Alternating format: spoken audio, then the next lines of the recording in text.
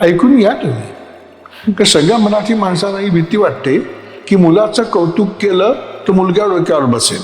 तर एक मुलगा माझ्या मुलीला म्हणाला की मी तुला इलू इलू. सरांच्या मुलीला इलू इलू आता खलास तिला मारणार सगळे. म्हटलं मी तुला इलू इलू, मी हिला इलू इलू, मी याला इलू, सगळ्यांना एकमेकांना इलू इलू म्हणा, सगळे एक इलू इलू इलू इलू इलू. आपण इलू इलू कूल. वयच नाही त्यांचं, नाहीच आहे. चांगला पुरुष म्हणून आपण त्यांच्यावर संस्कार करतोय का? आता आपण सगळे मिळून भाजी निवडूया. आई बाबा मुलगा मुलगी सगळे बसते आणि आज काय झालं काय नाही झालं ह्याच्या भाजी निवडण्याचं शिक्षणही होतं आणि गप्पाही होतात. हे आईचं काम, हे वडिलांचं काम, हे आपलं घर आणि आपल्या घरातली कामं ही सगळ्यांची कामं. काय योगदान आहे बालसाहित्याचं? बरं का मुलांनो, त्या गोष्टीत काय सांगितल्या माहितीये का? नको ना. म्हणजे आपण मूल समजून घेण्याच्या पद्धती विकसित करणं हे आवश्यक आहे. ते नाही करत, त्यामुळे आपण मुलांपासून लांब जातो. म्हणजे वडिलांचे काय वेगळे संस्कार असू शकतात आणि आईचे काय वेगळे संस्कार असू शकतात? शिकवता येत नाही. म्हणजे विनोबाने शिक्षणाची व्याख्या अशी केली आहे की जे देता येत नाही ते शिक्षण. सुवचनातून नाही होत संस्कार, सुकर्मातून होतात. माझ्या धाकट्या मुलीला बाहुली खूप आवडायची. कितीतरी वर्ष एका हातात मुलगी आणि एका हातात बाहुली घेऊन मी गेले, लोक माझ्याकडे बघायची. त्याच्यामुळे गंमत काहीतरी माझी अटॅचमेंट बाहुलीची वाढली. मुलींकडून पहिल्या पगारचे म्हणून बाहुल्या घेतल्या, दोन्ही अजून माझ्याकडे आहेत. की मुलांच्या कामाचं कौतुक करणं, मुलाचं नाही. तू एकदमच म्हणजे मला घाबरवूनच टाकलंस आणि ह्या प्रश्नाने. पण फार सुंदर, फार सुंदर. म्हणजे रिअली स्टंट. मी तुम्हाला सर म्हणण्यापेक्षा आजोबा म्हणू का? नको सर. मग सगळ्यांना कळेल ना की माझं वय 60 पेक्षा जास्ती आहे. मला हेच हवं होतं. हो, म्हणून तुम्ही नको. वयाने किती तरुण आहात. हो, ते कळायला नको म्हणून. तरी मी 4-5 वर्ष कमीच सांगितलं वय सांगताना. पण मला खरोखर आज माझे आजोबा गोष्टींची पुस्तकं घेऊन बसले नसले तरी तुम्ही गोष्टी आज मला सांगणार आहात असंच मला फील येतोय. कारण तुम्ही इतकी पुस्तकं लिहिली आहेत सर, आणि तुम्ही इतके भारी लिहिता. मी फॅन आहे तुमची. आणि मला खूप आनंद अशासाठी होतोय कारण हे सेगमेंट आहे बॉईज टॉक. आपण इथे पुरुष या संज्ञेविषयी बोलतो, या कॅरेक्टर विषयी बोलतो. हे कसे आहेत, हे कसे घडतात, हे कसे व्यक्त होतात, हे व्यक्त होतात का, अशा अनेक गोष्टी आपण इथे उलगडण्याचा वेगवेगळ्या गेस्टच्या माध्यमातून प्रयत्न करत असतो. आणि आज मला तशीच संधी तुमच्याशी बोलताना मिळणार आहे. आणि म्हणून मी ऑलरेडी एक्सायटेड आहे. आणि आपण आतमध्ये खूप छान चर्चा, आपली सुरुवातच चर्चेला खूप मस्त झाली होती. सो अगदी पहिली सुरुवात करायची असं मी ठरवलं तर मला पहिलं तर असं वाटतं की आपण जनरली आई बाबा तू गुड बॉय आहेस ना, मग हात धुवून ये बघू. गुड बॉय आहेस ना, मग उलट उत्तर देऊ नकोस, हा मोठ्या माणसांचा आदर कर, असं आपण सर्रास बोलतो. आपण त्यांना एक छान किंवा गुड किंवा चांगला माणूस म्हणून त्याच्यावर संस्कार करण्याचे प्रयत्न करत असतो. पण मला हे कुठे दिसत नाही किंवा जाणवत नाही की चांगला पुरुष म्हणून आपण त्यांच्यावर संस्कार करतोय का. म्हणजे आपण त्यांना मोठ्या माणसांशी चांगलं वाग असं सांगतोय, पण एका बाईशी सन्मानपूर्वक वाग असं सांगतो का? आणि ते मला नाही वाटत की सांगतात अजूनही आई बाबा. खूपच चांगला प्रश्न. म्हणजे आतापर्यंत सगळ्यांनी म्हणजे योग्य मुलाखती घेतल्या, पण इतका सुंदर प्रश्न खरंच मला कोणी विचारलाय. मला अतिशय आनंद झाला, खूप आनंद झाला. फार छान. आणि तुम्ही पण सगळ्या प्रेक्षकांनी लक्षात घ्या की हा अत्यंत महत्वाचा मुद्दा मैथिली मांडते या ठिकाणी, की समाजाशी चांगलं वागणं आणि त्यातही समोरच्या स्त्रीशी, महिलेशी, बाईशी आणि मुलांशी चांगलं वागणं खरंच आपण शिकवतो का? आणि तुझ्या म्हणण्यात थोडं आणखी वाढवूया, आपण आपल्या कृतीतून शिकवतो का फक्त बोलबच्चनगिरीच करतो, फक्त सांगतच राहतो का तशी मी कृतीही करतो?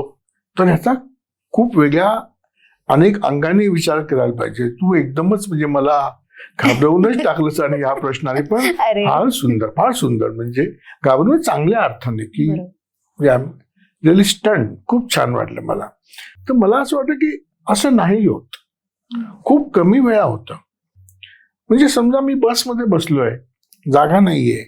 आणि एखादी थोडी माझ्यापेक्षा मोठी असलेली बाई जर बसमध्ये चढली, मेट्रोमध्ये चढली, ट्रेनमध्ये चढली, तर मी जागा देतो का उठून? हा एक भाग. दुसरा, तिच्या हातामध्ये मूल आहे आणि पिशवी आहे, तर मी पटकन उठून असं म्हणतो का की अहो ताई पिशवी मला द्या, मी धरतो, तुम्ही मुलाला घेऊन बसा. तिची अडचण मी ओळखतो का? म्हणजे मला कुठलीही अडचणीमध्ये असणारी महिला बघितल्यानंतर तिच्या सहवेदना मला होतात का? मला कळतं का की तिला काय अडचण आहे का? आपल्याला काय करायचं आहे? बसेल ना. असं काही नियम नाही आहे की आपल्यापेक्षा मोठ्यांना बसायला जागा द्या. मी खूप कष्टाने आणि उडी मारून जागा पकडलेली आहे मेट्रोमध्ये. तर हे लक्षात येतं का? आणि त्याच्याही पुढचा मुद्दा मला असं वाटतं की समजा मी त्या ताईंना जागा दिली बसायला, त्या मुलीला, आणि मी त्यांना म्हटलं की मी तुम्हाला उतरायला मदत करतो, पण त्या माझ्या पुढच्या स्टेशनला उतरणार असतील, तर मी आणखी 2 पुरुषांना विचारलं पाहिजे की त्या स्टेशनला कोण उतरणार आहे? जर माझ्या ताईला मदत कराल का उतरताना? म्हणजे फक्त मला तिची वेदना जाणवली नाही पाहिजे, तर हे संस्कार थोडे आणखी पुढेही नेले पाहिजे.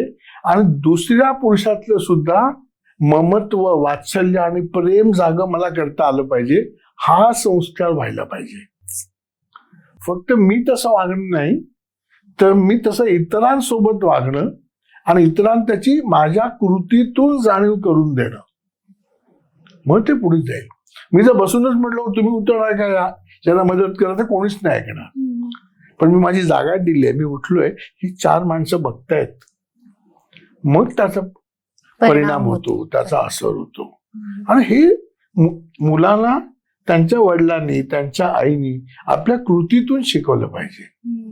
सांगून नाही होणार, हे पुस्तकात धडा लिहून नाही होणार, स्वाध्याय सोडवून नाही होणार, किंवा वर्कशीट मधून हे होणार नाही, हे कृतीतून होणार आहे. म्हणजे कुठली गोष्ट असं, म्हणजे मला तर संस्काराची सोपी व्याख्या करायची असेल ना, तर मला खरंच तुम्हाला असं सांगावं असं वाटतं की सुवचनातून नाही होत संस्कार, सुकर्मातून होतात.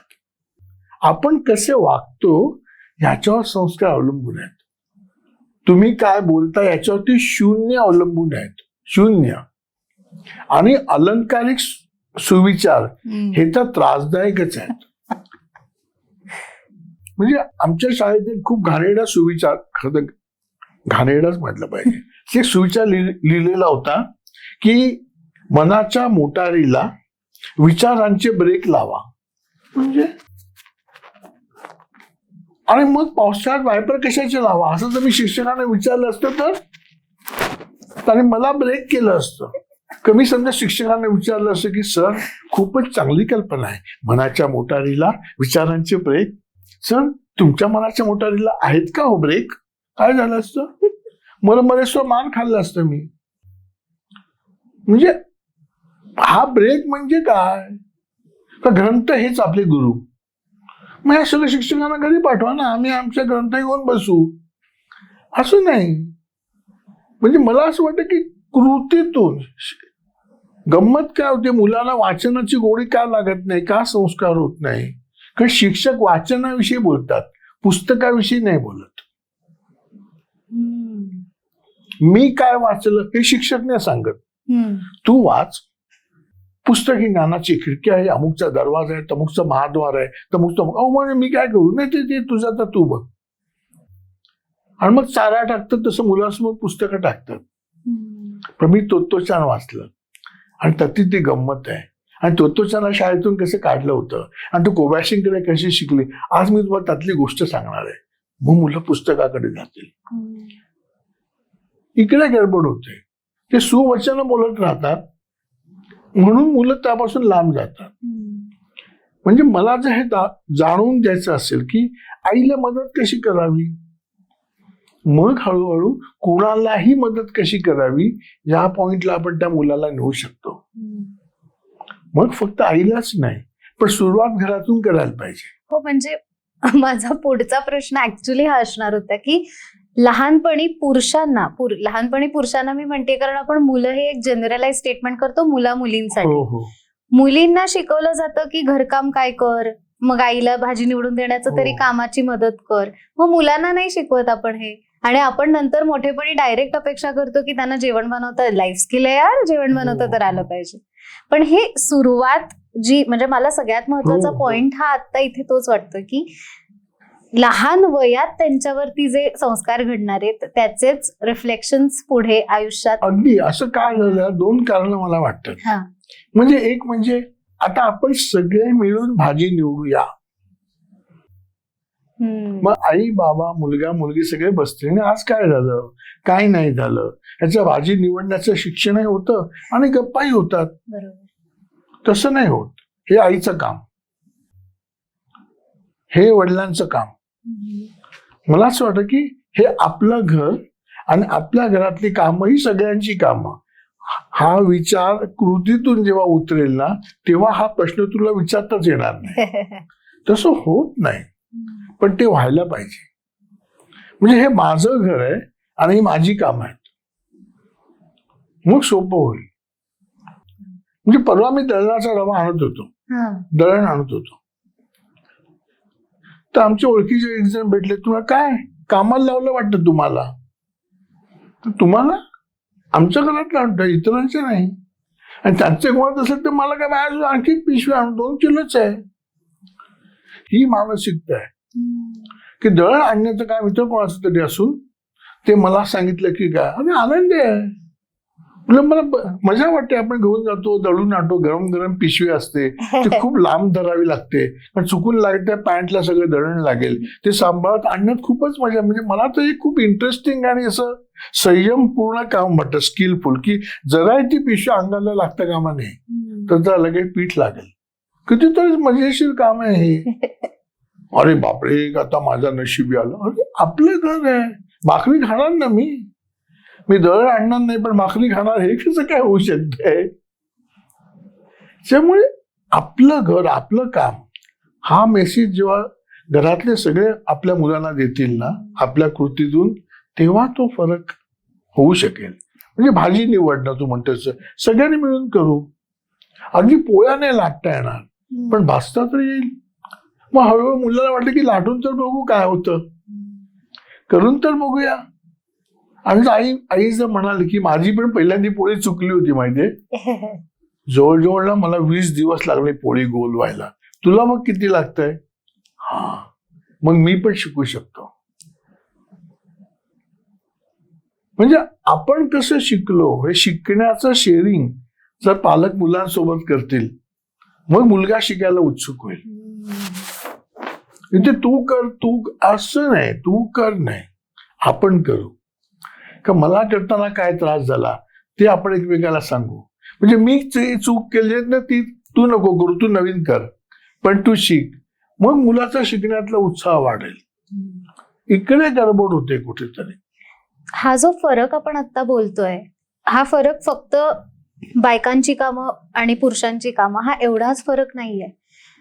कुठलीही गाडी दिसली की मुलं अट्रॅक्ट होतात, भावली दिसली की मुलांनी अट्रॅक्ट होऊन चालत नाही, ते मुलींनीच व्हायला पाहिजे. किंवा रंगांमध्ये सुद्धा फरक करतात. म्हणजे बाकी सगळ्या गोष्टी राहूच दे, निळा रंग मुलांचा आणि गुलाबी रंग मुलींचा हे इतकं पर्यंत पोचलंय. म्हणजे कदाचित हे वेस्टर्न कल्चर असेल पण ते इतकं आता त्याचे पडसाद इथे सुद्धा उमटलेले आहेत.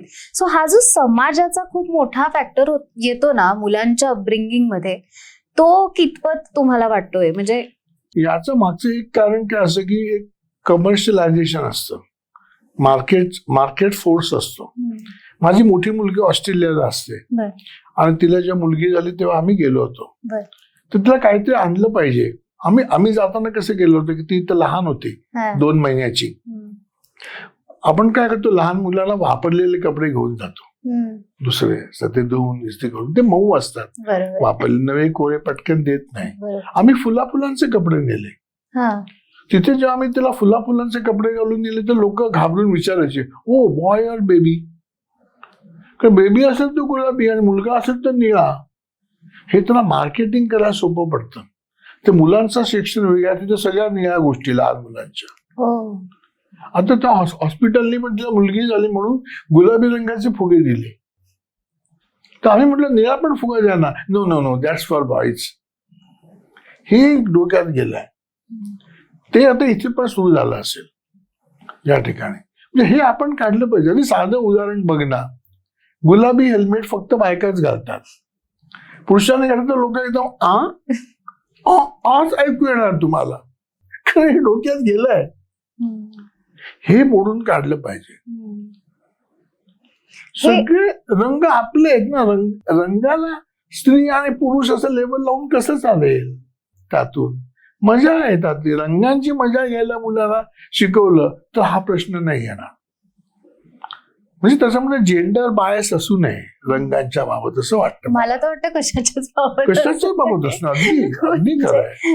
मुलं म्हणजे मला तर फारच फनी वाटायचं हे की जेव्हा भातुकली आम्ही खेळायचो आणि मुलं त्यात यायची नाहीत. का नाही? मुलं, तू माझा नवरा किंवा भाऊ होत शकतस ती लहानपणी, होत नाही पण तसं. मग ती क्रिकेट खेळायला जातात, मुली क्रिकेट पण नाही खेळणार. हे इतकं बसलंय. म्हणजे आज मला असं वाटतं की माझं बालपण त्यामुळे कदाचित वाया गेलं खऱ्या अर्थाने. म्हणजे मी एकाच कोठडीतले खेळ खेळत राहिले आणि मला असं वाटत राहिलं की हेच मुलींचे खेळ आहेत आणि हेच मी खेळणं अपेक्षित आहे. कुठेतरी त्याला ब्रेक लागणं किती गरजेचं असतं. आणि मग त्यातनं ना खूप छोट्या छोट्या गोष्टी येतात. म्हणजे मग तो स्पर्शाची जाणीव असेल की पुन्हा मग ते आपण की आता त्या दिवशीच एक रील आलेलं, सर सॉरी मी जास्त बोलतेय, नाही हरकत नाही, पण एक रील आलं होतं ज्यात एक मुलगा शाळेतला चॉकलेट्स वाटतोय आणि आधी मुलींना तो चॉकलेट्स वाटत होता, त्याचा वाढदिवस होता, आणि नंतर तो मुलांना चॉकलेट्स वाटायला लागला. तर मुलींना जोपर्यंत तो चॉकलेट वाटत होता ती हॅपी बर्थडे असं म्हणून ती हॅपी बर्थडे त्याला विश करते आणि जाते. मुलांना जसं वाटायला लागलं तसं तो मुलगा येऊन तिला मिठी मारतोय. मग मुलींनी मुलाला मिठी का नाही मारायची? त्यातला तो गोडवा, त्यातला इनोसन्स सगळा हरवून टाकलाय. आणि हे इतकं अजून म्हणजे सोशल मीडियाच्या रील्स वरती अजूनही येतं, याचा अर्थ ते अजूनही तिथे चालू आहे. सो हा फरक म्हणजे माहित नाही मला, हा खूप मोठा आहे आणि तो काढायला वेळ लागेल अजूनही खूप. पण म्हणूनच मला हे समजून घ्यायचे की छोट्या छोट्या गोष्टींमधून तो कसा बुजवायचा किंवा काय करायला लागेल पालकांना स्पेसिफिकली. पालकांना मूल समजून घेण्याच्या पद्धती विकसित करायला लागेल. आता कसं आहे की मला 2 मुली आहेत. माझ्या धाकट्या मुलीला बाहुली खूप आवडायची. मग ती काय करायची की आम्ही बाहेर पडताना बाहुली घेऊन आम्ही पडायचो आणि ती घराच्या बाहेर आली की बाहुली माझ्या हातात द्यायची, सांगायची इथं पप्पा तू धर. कितीतरी वर्ष एका हातात मुलगी आणि एका हातात बाहुली घेऊन मी गेले. लोक माझ्याकडे बघायची पण की. आणि मग ती बस वगैरे आली ना का वेगळी गाडी आली, दुकान आली की ती सांगायची पप्पा तिला ते मिठाईचं दुकान दाखव. मग मी ते बाहुली घेऊन पण ते बस दाखव, मग मी ती बस दाखवायचो. त्याच्यामुळे गंमत केली माझी अटॅचमेंट बाहुलीची वाढली.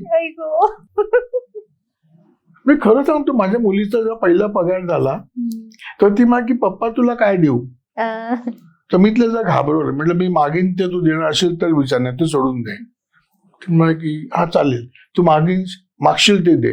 म्हटलं मग चल जाऊ मॉलला. आणखी गावाला हा पप्पा काय मागतो.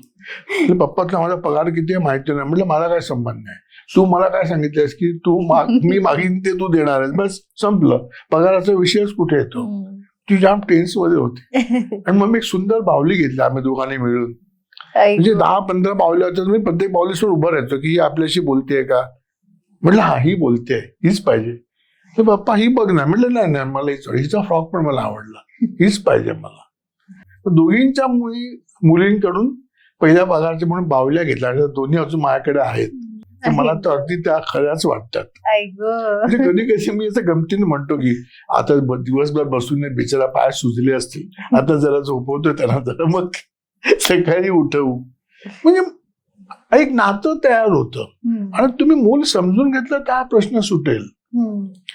म्हणजे मला आता नेहमी वाटतं की आम्ही लहानपणी सागरगोटे खेळायचो, कारण त्याचं स्किल आहे. एक हातात ठेवून ते वरती झेलून ते करणं. पण आता जर कोणी मुलगा सागरगोटे खेळायला लागला, अरे मुलगा आहेस ना तू म्हणालीस तसं. हे मोठ्या माणसाने लेबल लावली त्याला, कारण त्यांना काहीच कळत नसतं लहान मुलांना नाहीच. उलट त्यातलं कौशल्य शिकून घेणं हे महत्वाचं आहे. म्हणजे दोरीच्या उड्या सगळ्यांनीच मारल्या पाहिजे, तो व्यायामाचा भाग आहे. दोरीच्या उड्या मुलींनी मारायच्या असं नाहीच आहे. म्हणजे जेव्हा पालक आपलं मन मोठं करतील ना, तेव्हा हा प्रश्न सुटेल. हा पालकांमुळे आणि त्यांच्या चुकीच्या दृष्टिकोनामुळे निर्माण झालेला प्रश्न आहे. बरोबर. त्यातून त्यांनी बाहेर पडायला पाहिजे असं वाटतं मला. बरोबर.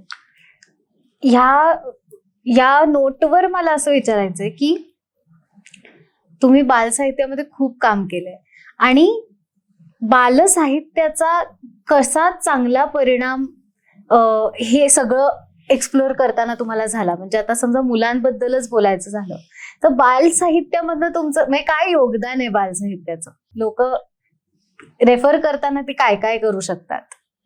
ते पहिली गोष्ट म्हणजे मला तर असं वाटतं की माझ्या दृष्टीने त्रासदायक बालसाहित्य कुठलं की जे उपदेश करतं. बर. आणि दुसरं वाईट जे तात्पर्य सांगतं. गोष्ट वाचल्यानंतर मुलांना सोडून दिलं पाहिजे. प्रत्येकाला जाणवणारं सत्य हे वेगवेगळं आहे. ते त्याच्या अनुभवातून आणि अनुभूतीतून आलेलं आहे. तुला जे कळलं ते मला असं कळणार नाही, कारण तू वेगळ्या परिप्रेक्ष्यामध्ये वाढली आहे, वेगळ्या वातावरणामध्ये वाढलेली आहेस. तू एक वेगळ्या गोष्टी ग्रहण केल्यास. तुला जे कळलंय तेच मला कळलंय असं नाही होत. तर गोष्ट वाचल्यानंतर ते मुलांवर सोपवावं. तर बरं का मुलांनो, त्या गोष्टीत काय सांगितलं माहितीये का? नको ना, तुमच्याजवळ ठेवा ना, मुलगा शोधेल. इथे खूप प्रॉब्लेम होतो. जेव्हा तात्पर्य सांगायला सुरुवात होते ना, तेव्हा मुलं पकून जातात. ऍक्च्युअली दुसरा शब्दच नाही त्या गोष्टीला. आपल्याला नाही आवडणार कुणी जर शहाणपण सांगायला सुरुवात केली तर. म्हणजे उपदेश ही अशी गोष्ट आहे की जे मोठ्या माणसांनी मुलांना करू नये आणि मुलांनी मोठ्या माणसांना करू नये. कशाला उपदेश काय होणार? मुलांनी मोठ्या माणसानं करू नये एवढंच माहिती होतं. पण मोठ्या माणसाने करूच नाही, काहीच होत नाही. म्हणजे मला तर असं वाटतं की माझी आई मला असं म्हणायची उपदेश केल्यानंतर की मी या कानाने ऐकतो आणि त्या कानाने सोडतो. पण आता तर 5G टेक्नॉलॉजी आहे, मुलं इकडूनच सोडतात, आताच नाही जात. म्हणजे किती उपदेश केला तर मुलं शांत असतात आणि मग म्हणतात झालं बोलून. म्हणजे आईला कळतं ओ म्हणजे मगापासून सांगितलं आत गेलंच नाहीये, झालं बोलून ठीक आहे ओके चला कामाला लागा. नको. म्हणजे आपण मूल समजून घेण्याच्या पद्धती विकसित करणं, मूल केंद्रीय विचार करणं हे आवश्यक आहे. ते नाही करत त्यामुळे आपण मुलांपासून लांब जातो आणि त्याला काही कळत नाही. तो अज्ञ बालक आहे असं समजून उपदेश करायला जातो. किंबहुना मी जास्ती शहाणा आहे समजून करतो, इकडेच घोळ होतो. मी शहाणा नाही हे जेव्हा कळेल तेव्हा प्रश्न सुटतील. तुम्ही उदाहरणं देऊन सांगू शकता हे म्हणजे असं का म्हणताय तुम्ही? खूपच देता येतील, आवडेल ती ऐकायला. 2 वेगळ्या प्रकारची देतो उदाहरण. एक म्हणजे मुलांवर विश्वास टाकायला कमी पडतो म्हणजे काय होतं. तर मी काय पालक सभेमध्ये सांगितलं की आपण मुलांवर विश्वास नाही ठेवत, त्यांचं मत विचारात घेत नाही. तुला काय कळतंय असं सांगतो. आणि पुन्हा त्याच गटावरती म्हणजे ऍडव्हान्स प्रश्नांवरती पालक सभा एक 15 दिवसांनी होती. तर पालकांनी उभं राहून सांगितलं, हा व्हिडिओ माझ्या युट्यूब वरती आहे. त्या पालकांनी उभं राहून सांगितलं की सर माझ्या मुलाच्या मित्राचा बर्थडे होता म्हणून आम्ही पॅकिंग करत होतो गिफ्ट, तर तो कागद अपुरा पडत होता, तर मला करता येत नव्हतं पॅकिंग. तर माझा मुलगा बघत होता 2रीतला, तर तो म्हणाला की हे गिफ्ट आहे ना असं फिरवा. तर मला प्रचंड राग आला, तू आता मला शहाणपण सांगतो का? 2रीतला मुलगा, पण तुम्ही सांगितलं होतं की मुलांवर विश्वास तर ठेवून बघा, म्हणून मी तो फिरवलं आणि ती गोष्ट पॅक झाली. म्हणजे ही जी गंमत आहे ना की बघू ना तो काय म्हणतो ते. म्हणजे विश्वास ठेवणं म्हणजे मुलाला प्रश्न विचारण्याचं स्वातंत्र्य असणं आणि घरामध्ये निर्भय वातावरण असणं, जे आपण लहानपणी खूप कमी अनुभवलं. प्रश्न विचारणं हा भागच नव्हता. म्हणजे मला शाळेतला एक प्रसंग आठवतो. शाळेमध्ये शिक्षक आम्हाला असं म्हणाले की पृथ्वी 23.5 अंश झुकली आहे. झुकलेली आहे अशी. तर मला एकदम भीती वाटली. 23.5 म्हणजे आता कधी 23.5चं गणित येईल. म्हणून मी शिक्षकांना असं म्हटलं की सर ते 25 करून टाका ना, म्हणजे सोपं होईल, म्हणजे माझा 25चा भाडा पाठ आहे. तर भयंकर राग आला. ते बोलले का 25 करा, काय करू नका ना. तरी मी पुढे गेलो आणि म्हटलं की सर तुम्ही मोजले का 23.5? समजा एखाद्या सरांची मोजताना काही चूक झाली असेल तर एक चान्स आहे ना, 25 होऊ शकते. आता सरांनी काय सांगितलं पाहिजे की बाळा मी तर नव्हेच, आमच्या खानदानमध्ये कोणीच नाही मोजले, तर आपण शोधूया कशी मोजतात. तेव्हा तू मला विचारतोस. मरेच तो मारलं मला. मग मी आणि पृथ्वी दोघे 23.5 अंशात झुकून बाकावरती. आणि पुन्हा कोण प्रश्न विचारेल त्यांना. आता याचा पुढचा भाग, जेव्हा मी विज्ञान शिकायला लागलो तेव्हा मला कळलं की काश्मीरमध्ये डोक्यावरती सूर्यच येत नाही. आता बालभारतीमध्ये आम्हाला असं शिकवलेलं होतं की डोक्यावरती सूर्य आला तर 12 वाजतात. मग काश्मीरचे ऑलरेडी 12 वाजले की वाजायचे आहेत, येतच नाही. मग मला याचं कारण असं आहे की पृथ्वी 23.5 अंश झुकलेली असल्यामुळे 23.5 अक्षांशाच्या वरती जे कोणी आहेत ते सूर्य डोक्यावरती येत नाही. तुम्हाला डोकं 23.5 मध्ये झुकवलं तर डोक्यावरती येईल. पृथ्वी अशी आहे. बरोबर. आता हे शिकवायला नको. सगळ्या ठिकाणी डोक्यावरती सूर्य येत नाही. इकडे गडबड झाली. दुसरं मी म्हटलं तसं तात्पर्य, म्हणजे मला तर असं वाटतं की माझं बालपणाची काय वाट लागली असेल तर हिसाबनीतीच्या गोष्टीमध्ये कुठलीही गोष्ट संपल्यानंतर जाड फॉन्ट मध्ये 16 नंबरच्या बोर्ड मध्ये तात्पर्य छापलेलं असायचं. म्हणजे 2 मित्र जंगलातून जात आहेत, त्यांनी अस्वल येताना बघितलं. मग एक मित्र होता, तो आपली मैत्री विसरून झाडावर चढला. दुसऱ्या त्याला काही झाडावर चढता आलं नाही. तो म्हणाला की तू मेल्यासारखा श्वास रोखून पड. तो तसा पडला.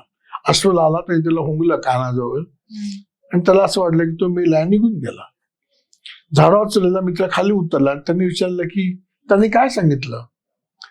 आता यांची मैत्री तुटणारच होती ना, कारण तो आपला जीव वाचवायला गेला. तेव्हा तो झोपलेला उठलेला माणूस म्हणाला, तो मला असं म्हणाला की कठीण समय येता कोण कामास येतो तो मित्र, तू नव्हे. तात्पर्य, कठीण समय येता कोण कामास येतो तो मित्र, इतर वेळी नाही. काय समजले बरे. आता प्रॉब्लेम काय झाला, लहान वयामध्ये मी खूप गंभीरपणे घेतलं. त्याच्यामुळे आमच्या घरी कोणी आल्या, माझे वडील म्हणाले की हे माझे मित्र आहेत, तर मला असं वाटतं की म्हणजे हे दोघं जंगलातून जात असतील, तो माणूस झाडावर चढला असेल, माझ्या वडिलांची तब्येत बघता ते काही झाडावर चढू शकत नाही, मग ते खाली पडले असतील. अस्वलांनी माझ्या वडिलांच्या कानाचा वास घेतला असेल आणि मग त्यांना कळलं असेल कठीण समय येता कोण कामास येतो तो हाच. आणि समजा कठीण समय नसताना मित्र घरी आला तर काय घरी पाठवतो का, आता येऊ नकोस, मी प्रॉब्लेम मध्ये नाहीये, मग जा. कुठलं काय ते तात्पर्य. गोष्ट सांगायने मोकळ व्हा ना. आणि उपदेश केल्याशिवाय ना या मोठ्या माणसांना चैनच नाही पडत. प्रत्येक गोष्टीत काहीतरी शेवटी ते पंचपक्वान्नाचं जेवण आणि टिंबटिंबचं आचमन आहे ना, तसं ते असतं. बरं का मुलांना, किंवा हो ह्या गोष्टीतून तुम्हाला कळलंच असेल, नको ना, तुमच्या जवळ ठेवा ना. ती चिमणरावची गोष्ट सांगू का. त्याचं अत्यंतिक परफेक्ट उदाहरण होतं चिमणरावच्या गोष्टीमध्ये. किंवा सगळ्या बाल साहित्यिकांनी आणि मोठ्या माणसांनी हे लक्षात ठेवावं ही गोष्ट ऐकून. चिमणरावला 2 मुलं असतात, मोरू आणि मैना. त्याला असं वाटतं की एखादी बोधप्रद गोष्ट सांगितल्यामुळे मुलावरती संस्कार होतील आणि मुलं सुधारतील. म्हणून त्यांनी सांगितलं की इंग्लंडमध्ये एक मुलगा रस्त्यावरती बॉलनी कॅच खेळत असताना तो जोरात बॉल उडवतो आणि एका दुकानाची काच फुटते. मग तो मुलगा दुकानात जाऊन सांगतो की काका, ही काच माझ्या बॉलमुळे फुटली आहे, तर ही काच मी तुमची भरून देईन. तर तू कसं काय भरून देणार. तर ते असं म्हणतो, मुलगा असं म्हणतो की माझी आई मला दर महिन्याला 1 शिलिंग म्हणजे 1 रुपया पॉकेट मनी देते, बरं. तो मी तुम्हाला देईन. दुकानदार म्हणतात, बाळा आयुष्यभर दिलास तरी काचेचे पैसे काही भरून निघणार नाहीत, ते मी बघेन. पण तू प्रामाणिकपणे कबूल केलंस ना, आई मला आवडलं. ते दुकान टोप्यांचं असतं बरं. आणि तो दुकानदार त्यांना 1 टोपी भेट देतो भेट. मुलाला. बरं. हा. इथे चिमणराव थांबले असते तर बरं झालं असतं. पण चिमणरावांनी मोरूला विचारलं की ही गोष्ट ऐकल्यानंतर तुला काय समजले बरे? मोरू म्हणाला, काच फोडली असता टोपी मिळते. अरे आज संध्याकाळी मी काच फोडणार. हे ऐकल्यानंतर मैनाने असं विचारलं की मला परत मुलगा हवाय, मी काय फोडू? चिमणराव म्हणाले, माझे डोकं फोड. गोष्ट सांगावी आणि सोडून द्यावी. उपदेशाच्या आणि अंतिम सत्याच्या मागे जाऊ नये. मला वाटतं प्रत्येकाची इंटरप्रिटेशन ही वेगळी वेगळी असतात आणि वेगळी ती आहेत. असावीत ना हो, तशी, असलीच म्हणजे त्याचे असतातच. वेगवेगळे अर्थ निघाले तर प्रॉब्लेम हा. काय आहे? आणि मुलगा सांगायचं बोलेल किंवा हा. काय सांगेल, पण मला जे कळलं आहे तेच तू सांगितलं पाहिजे असं नसावं. मूल केंद्री तो विचार त्याच्यामध्ये असावा. आता सर मला तुम्हाला असं विचारायचंय की आई आणि वडील या दोघांची एखाद्या मुलाला जो पुढे जाऊन पुरुष बनणार आहे तर त्याला वाढवण्यात भूमिका कशी वेगळी वेगळी ठरते, म्हणजे आणि पूरक ठरते. म्हणजे वडिलांचे काय वेगळे संस्कार असू शकतात आणि आईचे काय वेगळे संस्कार असू शकतात? हे मला असं वाटतं की हे दोघांच्या दृष्टिकोनावरती अवलंबून असतं बरं. ऍक्च्युअली. म्हणजे ते किती मोकळे आहेत आणि त्या दोघांना याचं भान आहे का की हा मोठेपणे एक जबाबदार नागरिक पुरुष होणार आहे, ह्याचं भान आहे का? म्हणजे ते भान ठेवूनच त्याला घडवलं पाहिजे किंवा त्याला मदत केली पाहिजे. दुसरी गोष्ट अशी असते की एक शिकवता येत नाही. बर. हा, म्हणजे विनोबाने शिक्षणाची व्याख्या अशी केली आहे की जे देता येत नाही ते शिक्षण. देताही नाही येत ना, म्हणजे शिकवता नाही येत. शिकवता आलं असतं तर वर्गातली सगळी मुलं 100% पास झाली असती. तर आपण शिकण्यासाठी प्रेरित करू शकतो आणि तू शिकू शकतोस ही उमेद मी त्याच्या मनात निर्माण करू शकतो. शिकण्यासाठी पोषक वातावरण निर्माण करू शकतो, पण शिकायचं त्यालाच आहे. जर पालक सारखं शिकवत असतील तर मुलं शिकत नाहीत. तर तू शिकू शकतोस हे सांगावं लागतं, प्रेरित करायला लागतं. मग हे कसं करावं? त्याचा सोपा फॉर्म्युला असा आहे की मुलांच्या कामाचं कौतुक करणं. मुलाचं नाही, कामाचं. ऐकून या तुम्ही. सगळ्या मराठी माणसांना ही भीती वाटते की मुलाचं कौतुक केलं तर मुलगा डोक्यावर बसेल. दुसरं असं वाटतं मी इतकी मरमर म्हणते, आहे का कोणाला घरात कौतुक, मग मी का करावं, हा दुसरा सिंड्रोम. आणि तिसरं, लहानपणी माझं केलं का कौतुक, झालं ना माझं सगळं व्यवस्थित, मग आमची परंपरा आम्ही पुढे चालू ठेवू. इकडे गडबड आहे. तर आपण जर मुलाला म्हटलं की तू चांगला शर्ट इन करतोस, इस्त्री चांगली करतोस, पॉलिश चांगलं करतोस, भाजी निवडताना मी तुझ्याकडनं शिकलो, तू बरोबर कोळी पानं निवडतोस, तू जेवताना फार छान ताट स्वच्छ करतोस, तू कब्बशी सुंदर विचारतोस. मग मुलाला असं कळतं की आपल्या कामाची कदर करणारं कोणतरी आहे, मी माझं न येणारं काम सुद्धा चांगलं केलं पाहिजे, तर हे शाबासकी देतील. कामाचं कौतुक. आई वडील मुलाच्या कामाचं कौतुक करतात का, तर मुलात लवकर प्रगती होते. कारण खरं सांगायचं तर वा, छान, चांगलं हे अमराठी शब्द आहेत. हे घरामध्ये उच्चारलेच जात नाहीत. जास्तीत जास्त ठीक आहे, आवाज जातो कशाला, टॉन्सिल्सचा त्रास होतो, म्हणा चांगलं काय प्रॉब्लेम आहे का, टॉन्सिल्स वाढल्या का, कोणाला विचारा घरात जाऊन कसं आहे तुमचा मुलगा, अभ्यास करत नाही, टीव्ही बघायला पाहिजे, अमुक चांगलं बोला ना मुलाविषयी, काय प्रॉब्लेम काय. तुम्ही जर मुलांविषयी चांगलं बोललात नाही, मुलं तुमच्याविषयी कसं बोलतील.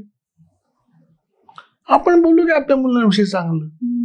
त्याच्यात काहीतरी चांगले गुण आहेत की नाही, का अगदीच फुकट गेलाय. आहे ना. म्हणजे मुलांमधलं चांगलं काय आहे हे शोधणं आणि जे चांगलं आहे ते त्या मुलाला आणि सगळ्यांना सांगणं, म्हणजे त्याला अधिक विकसित होण्यासाठी प्रयत्न करणं, मदत करणं हे आहे, प्रेरित करणं हे आहे. तिथे कुठेतरी आपण कमी पडतो. आणि दुसरं तुझा जो मुद्दा आहे की तो पुरुष म्हणून घडवायचा आहे, चांगलं नागरिक, जबाबदार नागरिक म्हणून घडवायचा आहे. तर मग काय करायला पाहिजे, तर त्यासाठी वडिलांनी चांगला पुरुष कसा असतो ह्याचं एक रोल मॉडेल मुलासमोर ठेवणं आवश्यक आहे. रोल मॉडेलचं पहिलं काम, फर्स्ट लेसन, आपण चुकलो तर आपली चूक प्रामाणिकपणे कबूल करणं. हो, चुकलंच माझं. मग मुलं लवकर शिकतात. आणि दुसरी आत्यंतिक महत्वाची गोष्ट जवळजवळ सगळ्याच पालकांनी किंवा कुटुंबाने लक्षात ठेवली पाहिजे असं वाटतं मला, की मी कधीही, कुठेही, केव्हाही आणि कुणाकडूनही शिकायला उत्सुक असतो. तू नको मला सांगूस, लहान मोठं आहे की नाही, आता तू मला शिकवणार का, ही भाषा बंद करा. हो, सांग ना, मला कळत नाही. अच्छा, असं पण करता येतं का, अरे वा, ही छान आयडिया आहे. मग मुलाला कळतं की मी कुणाकडून शिकू शकतो आणि मला पुढे गेलं पाहिजे. हे आपण लहानपणी ऐकलंच नाही. लहान मोठं आहे की नाही असं मोठी माणसं म्हणतात. लहान मोठं काय प्रश्न आहे, सगळ्या मोठी माणसांना अक्कल असते, अशातलं काय वाघ नाही. मग जग बदललं असतं एव्हाना. मी काही नाही केलं तरी मोठा होऊ शकतो ना, अक्कल नाही येऊ शकत. मी म्हटलं 10 वर्ष मी काय करणार नाही, झोपून राहणार, तरी मोठा होणार. इकडे प्रॉब्लेम आहे. हे मोठे आहे, त्यांच्या पाया पड, मोठ्याचा काय संबंध आहे, ह्याला काय आहे का, तर हे मोठे आहेत, मी होणार आहे मोठा, काहीच गेलेलं नाही, नुसते मोठे झालेत. हे चुकीचा मेसेज देतोय आपण. आणि हल्ली ते नवीन विचित्र पद्धत झाली. खरं तर लोकांना आवडणार नाही मी बोलतो ते, पण पूर्वी बघा 2 पिन प्लग होते असे, नंतर 3 पिन आले असे. तर पूर्वी मुलं फक्त पाया पडायची, 2 पिन प्लग. आता डोकं टेकतात 3 पिन. अरे कशाला नाही, चल, अरे पण मी काय केलंच नाही आयुष्यात मोठं, तर तू कशाला मला पाया पडताय, तर तुम्ही मोठे आहात. अरे मोठ्याचा काय प्रश्न आहे. म्हणजे आणि दुसरं काय होतं, ते मुलांनी पाया पडलं पाहिजे. पालकांपेक्षा पण मोठा होतं ते पाया पडतात का, ते खाली वाकू शकत नाही, पोट सुटली सगळ्यांची. ह्यांचा 1 पिनचा प्लग पण नाही, ते गुडघ्याला हात लावतात हल्ली, सिंगल पिन असा. आणि तू पूर्ण पाया डोकं ठेव. अरे कशाला, काय समजतं, अक्कल आहे काय माणसाला. म्हणजे काय बघून पाया पडायचं हे एकदा शिकवलं पाहिजे ना. मोठा आहे म्हणून पाया पडणं हे तर मला काही कॉन्सेप्टच कळत नाही कुठली गोष्ट. तुझ्या बक्षीस समारंभात सुद्धा मुलांचे पाया पडायला, अरे तुझं आम्ही कौतुक करायला आलो, तू आमच्या कुठे पाया पडतोयस तू. मला असं वाटतं की खूपच कॉशियसली, खूप काळजीपूर्वक मुलांना घडवलं पाहिजे. आणि मुलं केंद्रीय म्हटलं तसं विचार आपल्याला करायला पाहिजे. आणि ते पालकांच्या वर्तनातूनच येणार आहे. काही अनेक घरामध्ये असा गैरसमज आहे की गणपती, अथर्वशीर्ष, रामरक्षा, भीमरूपी म्हटले तर मुलांवर संस्कार होतात. त्याच्यामुळे जिभेवर संस्कार होतात. ती सुद्धा त्या छंदामध्ये, त्या पद्धतीने, लयीने म्हटली तरच. रामरक्षाच्या अनुष्टुप छंदामध्ये म्हटली सावकाश, तर जिभेवरती होतात. त्या संस्कृतमुळे तुम्हाला उच्चार आणि त्याचे विसर्ग सगळे नीट म्हणावे लागतात. भराभरा म्हणून नाही होणार, पण हे एकदा स्पष्ट व्हायला पाहिजे. कसं बसायचं बराबरा म्हणून तर असं नाही ना होत. नाही, आणि तेच होतं की आता माझी आजी स्वतः भगवद्गीता शिकवणारी किंवा म्हणून घेणारी, पाठ करून घेणारी होती. तिच्याकडे 5 आणि 6 वर्षाची मुलं, तर त्यांना एक तर उच्चारही धड नाही आणि कळतही नाही की हे आपण काय म्हणतोय, हे आपण का म्हणतोय, ह्याचा काय पर्पज आहे, काही नाही. मग ते इतकं उथळ होतं की मग अशा वेळी मग ऍटलिस्ट त्यांचं वय बघून त्यांना पाठवणं हे किती नाही, योग्य खरं आहे? आहे. आता आम्हाला चौथीला गीतेतला अध्याय होता, ऊर्ध्व मूल अधशाकम अश्वत्थम प्राहुरव्ययम, म्हणजे खाली शाखा फुटल्या तयाचं. आणि तो खाली कसं काय शाखा फुटल्या आम्हाला काय कळत नाही, की उलट बिलट छापले की काय ह्याच्यामध्ये. तिसरीत आम्हाला मनाचे श्लोक, तिसरीत. आणि पहिलाच कुठलं होतं, मना सज्जना भक्तिपंथीची जावे. आम्हाला तर कुठेतरी जायचंय आम्हाला वाटलं. शेवटी का मुलांनी विचारलं, असं तुम्ही रोज सांगता भक्तिपंथीची जावे, ते कधी जायचंय? शेवटी तुला मार खावा लागला मनाचे. म्हणजे काय गंमत आहे. श्लोक शिकवायचा असेल तर त्याचा अर्थ आधी कळला पाहिजे. ते वय आहे का त्याचं कळण्याचं. म्हणजे खूप वेळा आम्ही त्या एकांकिका स्पर्धा किंवा एकपात्री स्पर्धेला आम्ही परीक्षक म्हणून जावं लागतं. अक्षरशः सांगतो मैथिली, घरी आल्यानंतर क्रोसिनच्या 4-5 गोळ्या आणि अर्धा किलो झंडू बाम लावावा डोक्याला, अशी पाळी येते. काही संबंध नसताना कुठले तरी मोनोलॉग मुलं म्हणून दाखवतात. विशेषतः नटसम्राट म्हटलं, तुम्हाला घर हवं आहे का, घर मिळेल. अरे तुझं वय काय आणि घर काय आणि काय चाललंय. पाठांतर म्हणजे नव्हे. म्हणजे आज जे रियालिटी शो आपण नाहीच पाहू शकत ते. त्याच्यामुळे मुलाचा भावविश्वाचा विचार करून काही बाल साहित्य येत आहे का, त्याचा विचार करून लिहिलं जात आहे का, हे महत्वाचं आहे. मला जे आवडतंय ते मी नाही लिहिलं पाहिजे, तर मुलाचा भावविश्वाचा विचार करून लिहिलं पाहिजे, ते बाल साहित्य आहे. बाल साहित्याचं प्रयोजन उपदेश करणं नाही, सांगणं नाही, तर मुलाचा विचार करण्याच्या कक्षा रुंदावत नेणं, त्याला विचार करण्यासाठी प्रवृत्त करणं, त्याचा विचारांचा परीघ वाढवणं, हे बाल साहित्याचं प्रयोजन आहे. उद्देश नाहीच आहे. तिथे कुठेतरी गोंधळ होतो आणि मग पंचायत होते, असं वाटतं मला. काय प्रकारचं साहित्य मुलांनी वाचलं पाहिजे, किंवा तुम्ही उदाहरण देऊन सांगू शकता का की कुठल्या स्वरूपाच्या गोष्टी मुलांना शिकवाव्यात, किंवा शिकवाव्यात चुकीचा शब्द आहे, हो. ऐकवाव्यात? नाही, मला असं वाटतं की ते स्वातंत्र्य मुलांनाच द्यावं. बर. म्हणजे पुस्तकाच्या दुकानात मुलांना सोडावं की बघ तुला काय आवडतं, तू ठरव, माझ्या आवडीचं नको घेऊस तू. त्याला काय आवडतंय त्यातून त्याची आवड, त्याची टेस्ट तयार होईल आणि मग तो सांगेल की मला हे नको आणि ते पाहिजे. हा एक भाग. आणि दुसरं, मी पुस्तकाविषयी बोलतो का, मी वाचतो का. म्हणजे मला डेनिशच्या गोष्टी हे पुस्तक असं वाटतं की ते प्रत्येक मुलाने वाचलं पाहिजे. विक्टर द्रागुन्स्की म्हणून माणसांनी लिहिलंय, मराठीमध्ये पण उपलब्ध आहे, रशियन पुस्तक आहे. 75 वर्ष झाली या पुस्तकाला. त्या गोष्टी अजून ताज्या आहेत. एक गोष्ट सांगू का, मला तर आवडतच नाही. तो डेनिस प्रचंड उत्साही आहे. तो घरी येतो आणि बाबा म्हणतो की बाबा आज मी पोहायच्या स्पर्धेमध्ये 3रा आलो. ढांटडान. पण तुला पोहता येतं का? पण त्याचा काय संबंध आहे? शिक्षकांनी आम्हाला सांगितलंय की मी 3रा आलेलो आहे, तुम्हाला बक्षीस द्या. तर नाही, पण तुला पोहता येतं का? नाही, तो प्रश्नच नाहीये. शिक्षकांनी आम्हाला सांगितलेलं आहे. म्हटलं संशय होतो, काय ती गडबड आहे.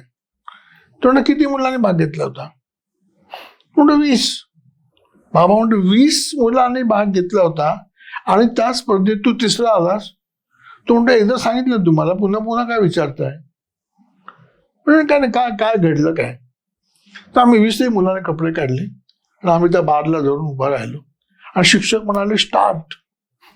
तर तो कोस्त्या होता ना, तो फास्ट पोहत गेला, तो पहिला आला. वात्स्या होता, तो पण फास्ट पोहत गेला, तो 2रा आला. आणि आम्ही 18 मुलं तिथेच थांबलो. तर शिक्षक म्हणाले तुम्ही सर्वजण 3रे आलेले आहात, म्हणजे मी 3रा आलोच ना. ही गंमत आहे. अशा धमालच गोष्टी आहेत त्याच्यामध्ये. त्याच्या अगोदर एक लिस्ट आहे की मला काय आवडतं. 75 वर्षापूर्वी लिहिलेली ती लिस्ट आहे, जी आजही लागू आहे. की जिन्याचे कथळे असतील असे, तर काठी घेऊन त्याच्यावर ट्र आवाज करत जायला आवडतं. पागोळी खाली उभं राहून छत्री घेऊन लोकांच्या अंगावर पाणी उडवायला आवडतं. ती पाणी तुंबलं असेल त्याचा पचाक करून पाय घालून. हे अजून असं काय पुस्तक आपल्याकडे नाही. काही बरोबर फिरायला गेल्यानंतर जी दुकानं लागतात तर सगळ्यातल्या गोष्टी मला पाहिजे असं हट्ट करायला मला भयंकर आवडतो. हे आपण लहानपणी केलंच आहे. आणि न आवडणाऱ्या गोष्टी कुठल्या, तर मी आई बरोबर गेल्यानंतर आईची मैत्रीण भेटली आणि ती बडबड तर बसली तर मला अजिबात आवडत नाही, ती कधी एकदा बाजूला जाईल असं होतं की मला आईशी बोलायलाच मिळत नाही. खूपच छान आहे. आणि गंमत म्हणजे तो जो टेनिस आहे त्याच्या वडिलांनी दागुस्कीने लिहिलं, तो मध्यंतरी ऑनलाईन आला होता बर आणि तो ह्या लोकांशी आमच्या म्हणजे माझ्या मुलीशी वगैरे पण बोलला. बर तो ग्रेट पुस्तक आहे, हे वाचायला पाहिजे. तो छान वाचायला पाहिजे. किंवा रस्किन बॉन्डची पुस्तकं मुलांनी वाचायला पाहिजेत. सत्यजित रेंची मुलांसाठी लिहिलेली पुस्तकं वाचायला पाहिजेत. फेलुदा वाचायला पाहिजे. खूपच मजा आहे त्याच्यामध्ये, धमाल आहे. आणि ज्यांनी कुणी उपदेश आणि शहाणपणा त्याच्यात केलेलं नाहीये, तात्पर्य सांगितलेलं नाहीये, मजा फक्त. त्यातून मुलं शिकतात. देण्याची एक गोष्ट आहे. त्याला रात्री आई असं म्हणते की कधी पण रहस्याला वाचा फुटते, रहस्य राहत नाही. तर तो म्हणतो कशी काय वाचा फुटते, म्हणजे रहस्य बोलेल कसं. तर ती म्हणते ते नाही मला सांगता येणार, पण रहस्याला वाचा फुटते एवढं मात्र नक्कीच. तर तो काहीच कळत नाही. दुसऱ्या दिवशी सकाळी आई म्हणते की आपल्याला मॉस्कोला जायचं आहे, पण एवढी ही मक्याची खीर आहे ती खाऊन घे. तुला मक्याची खीर अजिबात आवडत नसते. मग तो काय करतो, तर मक्याच्या खिरीमध्ये लसणीची चटणी घालतो, त्याच्यामध्ये आणखीनच घाणेरडी होते. मग तो त्याच्यामध्ये टोमॅटो सॉस घालतो, तर ते त्याला गिळतो, ते खाताच येत नाही. मग तो सोया सॉस घालतो, इम्पॉसिबल आहे. शेवटी तो बघतो की आता आई म्हणजे लवकर संपव, आपल्याला जायचं, ते संपवलीस तरच मी तुला मॉस्कोला नेणार आहे. मग आई आतमध्ये गेल्यानंतर तो ते सगळं खीर, लसणीची चटणी, सोया सॉस आणि टोमॅटो सॉस असतील सगळं ते खिडकीतून बक्कन बाहेर टाकून देतो आणि आईला म्हणतो की मी खाल्लं म्हणून. आणि 10 मिनिटांनी त्यांच्या दरवाजा टक टक आवाज येतो आणि एक पोलीस उभा असतो आणि तो म्हणतो तुम्हाला खिडकी दिली ही कचरा टाकण्यासाठी दिली आहे का. आई म्हणते की तोंड सांभाळून बोला, आमच्याकडे डस्टबिन आहे, तुम्ही वाटेल ते बोलू नका, आम्ही खिडकीतून कचरा बिचरा टाकत नाही. हो का. मग पोलीस म्हणतो या पुढे. त्याच्या मागे एक माणूस उभा असतो, पांढरे शुभ्र कपडे घातलेला, त्याच्या डोक्यावरती लसूण चटणी, हातवरती सोया सॉस, तोंडावरती टोमॅटो सॉस आणि अंगावरती मक्याची खीर पडलेली असते. यांना ओळखता का तुम्ही. हे आता फोटो काढायला चालले होते, त्यांची अवस्था अशी झाली आहे. आणि देनीश म्हणतो आई रहस्याला वाचा फुटते, आता मला कळलं काय आहे ते. ही गंमत आहे त्यातली.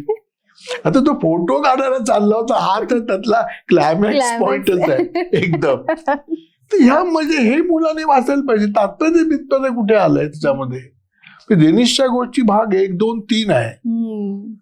दोघांनी त्याचे अनुवाद केले. एक भारा भागवतांनी पण केलेलं आहे आणि ऊर्जा प्रकाशनाच्या पंडितांनी केलं. ते तर अप्रतिमच पुस्तक आहे, सुंदर. चित्रबित्र पण छान आहेत. म्हणजे मजेशीर वाचावं मुलाने, एन्जॉय करावं. तुम्ही हा किस्सा सांगताना मला अजून एक गोष्ट आठवली. किस्सा म्हणजे ही गोष्ट माझ्या शाळेमध्ये इतिहासाचा एक धडा होता, ज्याच्यामध्ये स्वातंत्र्य काळ आणि हे सगळं सांगितलं होतं, त्याचं वर्णन होतं. तेव्हा त्याच्यामध्ये एक लिहिलं होतं की त्यावेळी गांधीजी प्रभात फेऱ्या घ्यायची आणि प्रभात फेऱ्यांना जायचे, एवढंच मेन्शन होतं. आता मला प्रश्न पडला की गांधीजी मॉर्निंग वॉक का करायचे. कारण त्याचं हे होतं की तिथे ते प्रबोधन करायचे, तिथे 4 लोक एकत्र यायची, तिथे चर्चा घडायच्या. पण हे लिहिलेलंच नाहीये पुस्तकात. आणि मला फक्त एवढंच कळलं की ओके प्रभात फेरी, पण प्रभात फेरी मॉर्निंग वॉक का, हे म्हणजे त्याचं कारण त्याचं हे नाही दिलंय, पण तात्पर्य मात्र प्रत्येक पुस्तकाला. इतिहासाने तर खूप छळलंय. मला आठवतं सारख्या क्रांती असायच्या ना, रशियन क्रांती, क्युबन क्रांती, फ्रेंच क्रांती. तर मला असं वाटतं की सगळ्या क्रांत्या एकाच वर्षी झाल्या असं तर बरं झालं असतं. प्रत्येकाचं साल 1900 अमुक सगळ्यांनी क्रांती करून टाका काय ते असतं. म्हणजे मला फारच उच्च विचार मनामध्ये त्यावेळी यायचे. खूपच त्रासदायक. इतिहासाने गणित एक प्रकरण आणि भूगोलात खाणी, मँगॅनीज बिंगॅनीज तर मी अजून बघितलंच नाही. मँगॅनीज आणि काय बॉक्साईट हे काय खरोखर आहे की नाही वगैरे. पण ते इकडे कुठे खाणी आहेत, कारण ते खाणी कुठे आहेत तर जमिनीमध्ये याचं एकच उत्तर आम्हाला माहिती असायचं. आम्ही 2-3 नावं कुठेतरी लिहून टाकायचो. मजा शिकताना मजा येते का, मजेशीर करता येईल का. म्हणजे जेव्हा मी भूगोल शिकवायला लागलो ना, तेव्हा आम्ही मुलांना काय म्हणलं की तुमच्या घरातलं एक रॅपर घेऊन या, कुठलं पण. म्हणजे ग्लुको बिस्किट असेल, पार्लेजी असेल, आणखी काय टूथपेस्ट असेल, चॉकलेट असेल, काही असेल, बर. मग ते कुठे तयार झालंय? तर ते तयार झालं पार्ल्याला, म्हणजे मुंबई, आणि तेव्हा मी होतो यवतमाळला. बर. अच्छा, मग यवतमाळला कसं आलं? आपण नकाशावर शोधूया ना. आता आपण पार्लेजी बिस्किट खातोय, ते त्याने कसा प्रवास केला? मग मुलं शिकली, हा आता मला एसटीने आणायचंच नाहीये. समजा समुद्रातून आणायचं असेल तर मला कुठल्या बंदरामध्ये बोट उतरली पाहिजे? हो, मग यवतमाळच्या जवळपास बंदरच नाहीये, मग किती लांब उतरायला लागेल?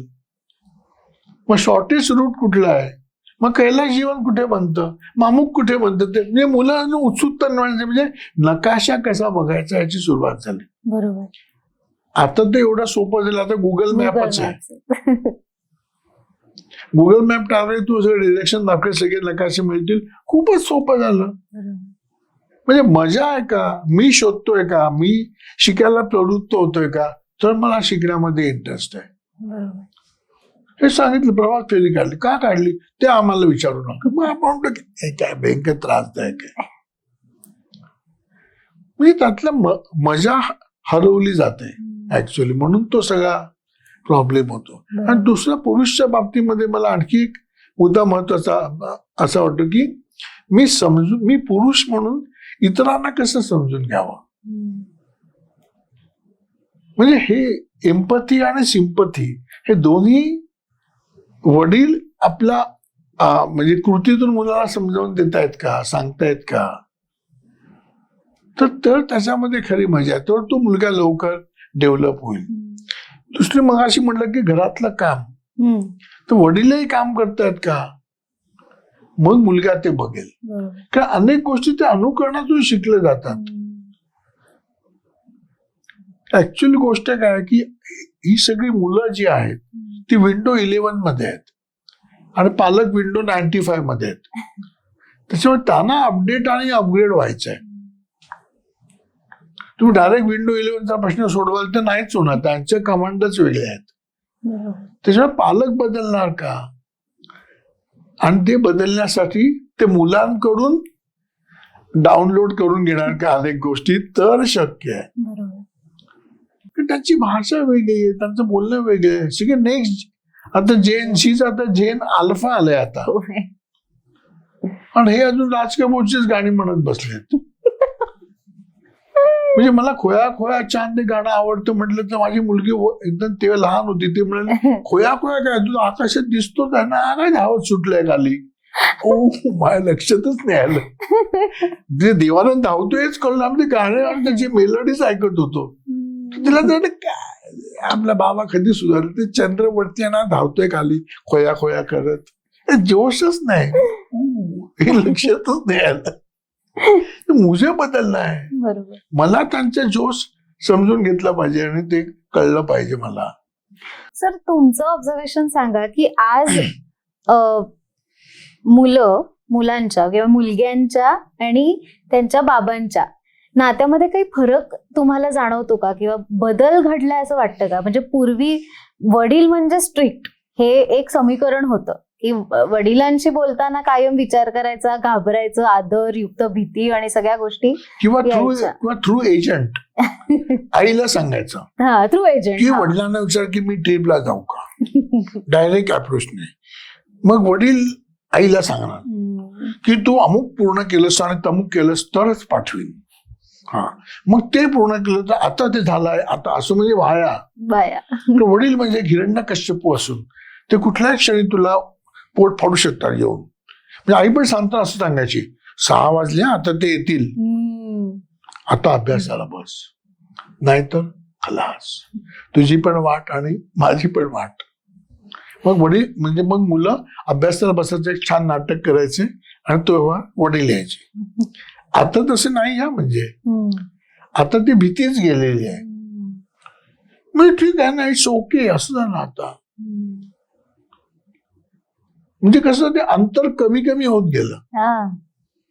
पूर्वी एकत्र कुटुंब होतं, आहो जावं होतं, आता आलं, सगळा खुला कारभार, पारदर्शी कारभार आला.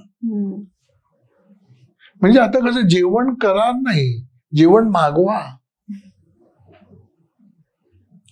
पुन्हा अनेकांकडे व्रत असतं, ते शनिवार रविवार घरी जेवत नाहीत. हा, त्याच्यामुळे शनिवार रविवार म्हणजे बाहेरच जायचंय, म्हणजे पुन्हा आणखी प्रॉब्लेम. म्हणजे ती एक समता येत गेली ना, ती समता यांनी ऍक्सेप्ट केली की नाही हा प्रश्न आहे. म्हणजे बाबा तू नको सांगूस असं झालं ना आता. पण हे आता तो बाबा ऍक्सेप्ट करतोय का त्याला त्रास होतोय. मी आता चौथीच्या जी मुलं आहेत, माझ्या एका मैत्रिणी मला सांगितलं, तिच्या मुलीच्या दप्तरामध्ये प्रेमपत्र मिळालं, इयत्ता चौथी. तिला एकदम माय गॉड, चौथीत प्रेमपत्र, का हिने का ते कॉलेजला पहिल्या वर्षी लिहिलं असेल, ते इतकी एकदम चौथी पर्यंत आलं म्हणजे. तर तिने मला फोन केला की काय करायचं आता, कारण त्या मुलाने असं लिहिलं होतं की मी तुझ्याशीच आणि तुझ्याशीच लग्न करणार. खल्लास. आता प्रॉब्लेम. आणि तिचा वाढदिवस होता 4 दिवसांनी, आणि तिने सांगितलं त्या मुलीने की त्याला बोलवायचंच आहे.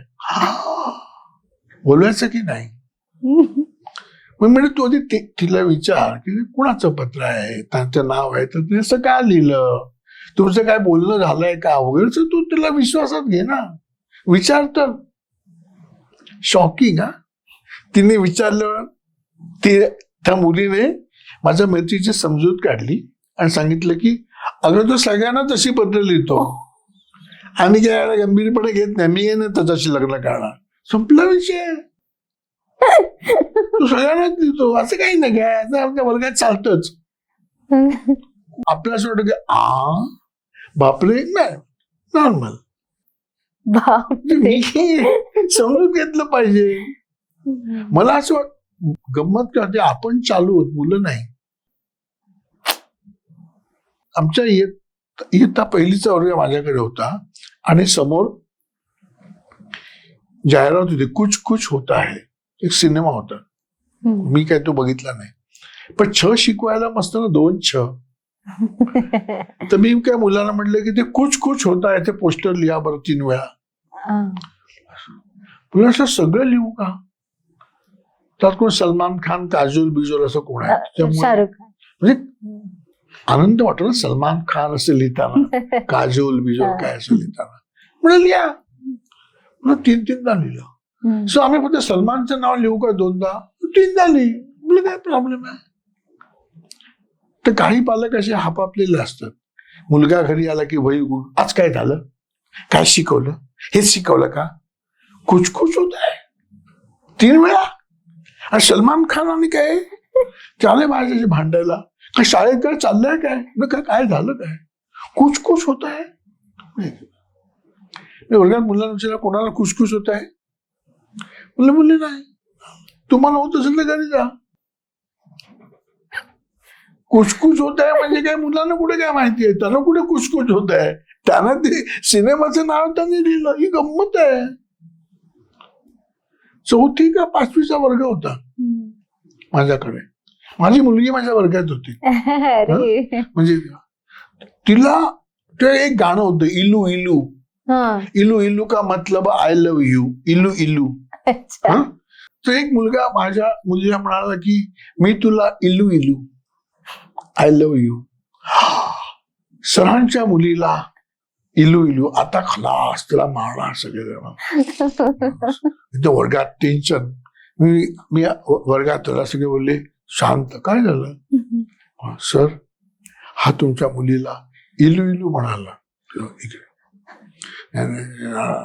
अरे मी कधी मारतो का, म्हटलं ओरडतो का, कधी येत, म्हटलं मी तुला इलू इलू, मी याला इलू इलू, मी हिला इलू इलू, मी याला इलू, सगळ्यांना एकमेकांना इलू इलू म्हणा, सगळे एक इलू इलू इलू इलू इलू. आपण सगळं एकमेकांवरती प्रेम करतो, सगळ्यात एकमेकांना इलू इलू, प्रश्नच मिटला ना. आपण इलू इलू कूल, इलू वयच नाही, त्यांचं नाहीच आहे. म्हणजे आपण मूल केंद्रीय विचार केला तर प्रश्न सुटेल. मी जर म्हणलं की असं कसं झालं, आमच्या लहानपणीत असं नव्हतं, हे आज काय चाललेलं आहे, बापरे जग बुडी तर नाही ना आली, अशाने थांबा काही काही काही होत नाहीये. तुमच्या मनात ते प्रॉब्लेम आहे. तेच मी म्हंटल ना की इतकं ते असं, आणि आपण आपल्या जे मी मगाशी रीलचं उदाहरण सांगितलं की मुलं येऊन त्याला आरामात मिठ्या हो. मारतात, मुलींनी का नाही मारायच्या? म्हणजे त्यांना तेव्हापासूनच ते तसं हो. हे केलं. सजेस्टिव्ह काहीतरी की हा मुलींना नाही हा हात लावायचा. मी त्यांचा स्पर्श इतका याच्याकरता निरागस असणार आहे. सोपा उपाय सांगतो तुम्हाला. हम्म. सगळं पालकांनी जर आपलं बालपण जे आहे हे जर डिलीट केलं ना हम्म. तर प्रश्न सुटेल. आपण आपली मुलं वाढवताना ना आपल्या बालपणाशी तुलना करतो, आणि आमच्या वेळी असं नव्हतं, आमच्या वेळी तसं नव्हतं, म्हणून आता पण नको, असं नाही. लक्षात घ्या, मुलांना भूतकाळ नसतो. मुलं वर्तमानात जगतात आणि भविष्याचा वेध घेतात. भूतकाळ पालकांना असतो आणि ते त्याला घट्ट धरून ठेवतात. जेव्हा तुम्ही तुमचा भूतकाळ सोडून द्याल आणि मुलांसोबत वर्तमानात जगाल ना, तेव्हा अनेक प्रश्न सुटतील. आपण आपलं भूतकाळ सोडायला शिकूया, मग सोपं होऊ शकेल असं वाटतं मला.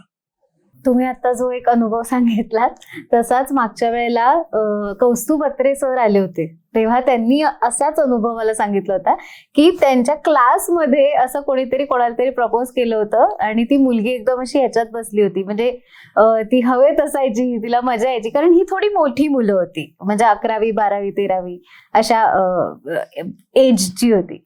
तर तेव्हा त्यांनी सांगून टाकलं मोकळेपणाने की त्यांनी विचारलं की अगं तू का अभ्यास करत नाहीयेस, तू का हे करत नाहीयेस, तू प्रेमात पडलीयस का? तर ती म्हणाली हो मी प्रेमात पडलीये.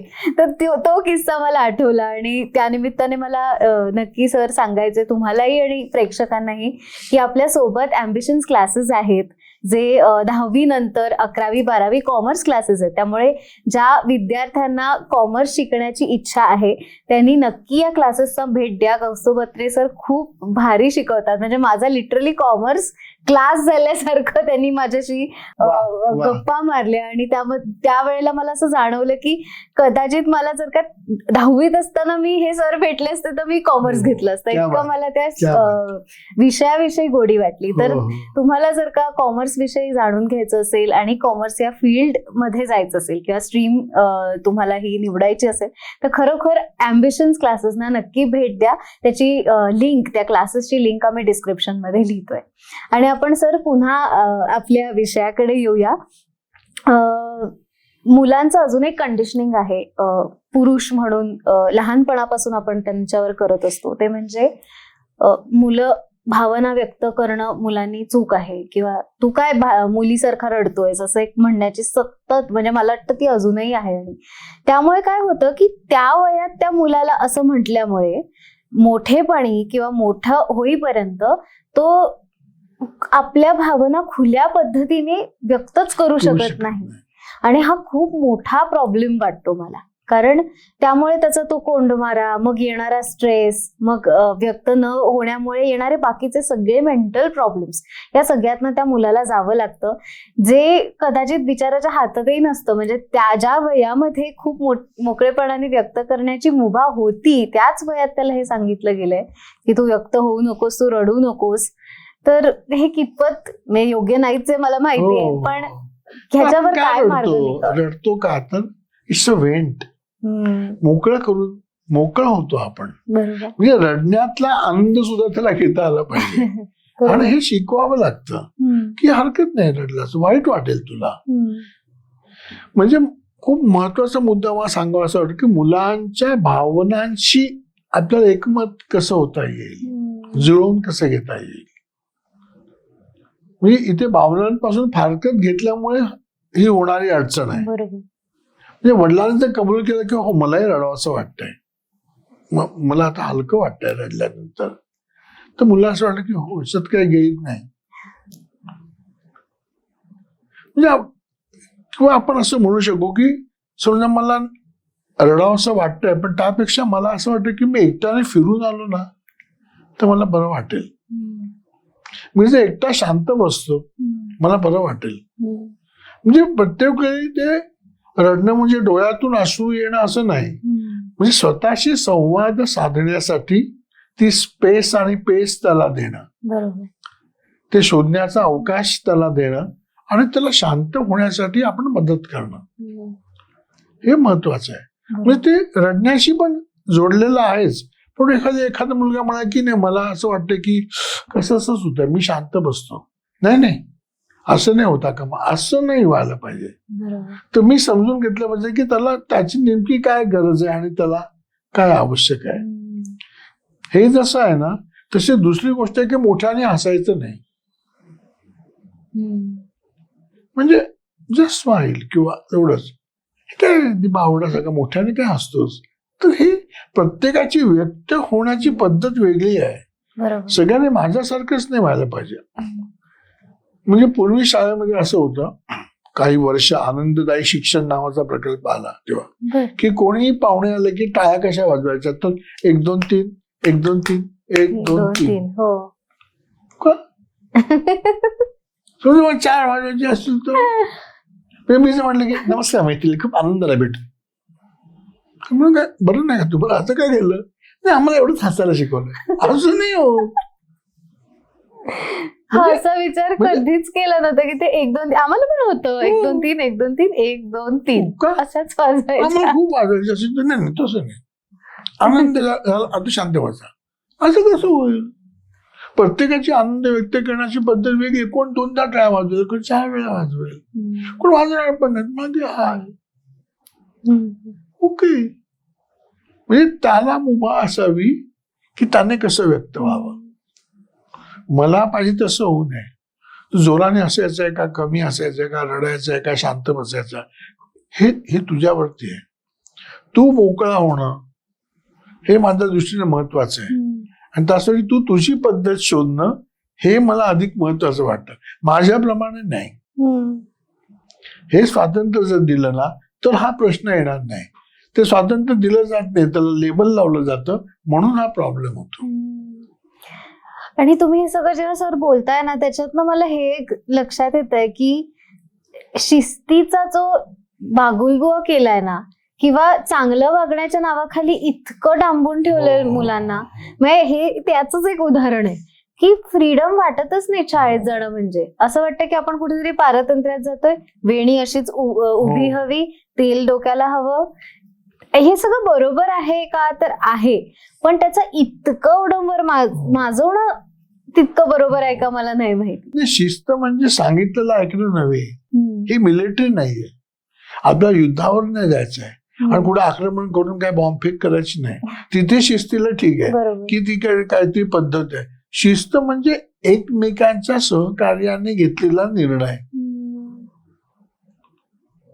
इथे मी सांगतो ते आई असं नाही, मला अंतिम सत्य समजले असं तो का माणूस समज करून घेतोय. इथे काय स्ट्रॅटेजी नाहीये. म्हणजे आपण जर म्हटलं की बेसिन मध्ये हात धुतल्यानंतर ते हे हात अंगाला न पुसता ते टॉवेलला पुसून टॉवेल घडी करून ठेवला पाहिजे. ही कृती मी 10 वेळा केली आणि ती मुलाने बघितली तर अशी शक्यता आहे की तो मुलगा करेल. पण तेच केलं पाहिजे, नाही तर मी बघूनच घेतो, मग तो भीतीपोटी करेल. ती शिस्त नाही. बरोबर.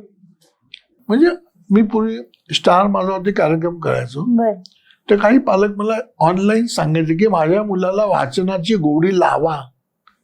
लावा म्हणजे तो काय पेंट आहे का की पुढून लावायचं का मागून लावा. म्हणजे आणि समजा लावलीच तर उद्या म्हणा आता ती लावलेली काढा, आता नाटकाची लावा. अरे गोडी लावता येत नाही. तर त्या गोडीसाठी त्याला त्यातल्या गमती सांगता येतील. त्याने वाचायचं की नाही त्याने ठरवायचंय.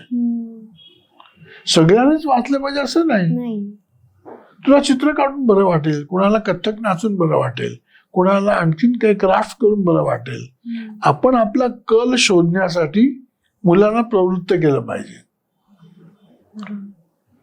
सगळ्यांनी वाचलं पाहिजे का ग्रंथ हेच गुरु, मी म्हणा वाचतो तू असं नाही, मग चित्र काढायचं फार छान. म्हणजे अभिव्यक्तीचं स्वातंत्र्य आहे का, आपला कल शोधण्याचं स्वातंत्र्य आहे का, म्हणजे इतकं निर्भय वातावरण घरात आहे का, हा इथे सगळा तो ज्ञानबाची मीठ तिकडे आहे. मला तुम्ही हे सांगताना अजून एक आठवला किस्सा. मला शाळेमध्ये म्हणजे कदाचित असं असेल असं आता मी म्हणते, शाळेत मला ते 2 पोनी घालायला लागतात, हो. 1 पोनी घालून चालत नाही. इथपर्यंत ठीक होतं, मला 2 पोनी आवडायचे, पण कारण माझे छान कुरळे केस त्यातनं दिसायचे. पण मला एक थोडेसे माझे केस वाढल्यानंतर माझ्या बाईंनी सांगितलं की नाही, तुला आता वेणीच घालायला पाहिजे.